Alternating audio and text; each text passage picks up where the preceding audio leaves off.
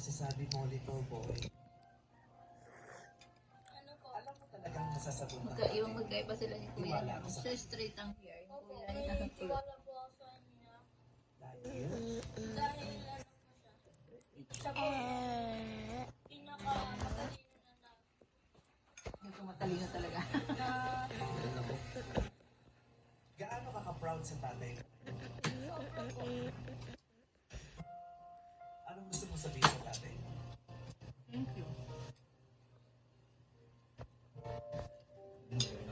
Kung wala, wag na akin. Oras na.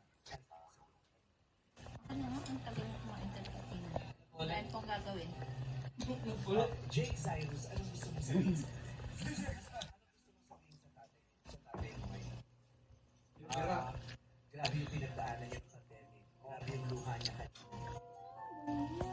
Kaya tayong 2,000. Salamat pa rin po kay God kasi po natali na po yung mga masasamang malulungkot po pala na nangyari sa kanya at hindi po siya nag-isip na Subscribe. Congratulations. Subscribe. Kahit pa paano, may masayang Pasko. Bye.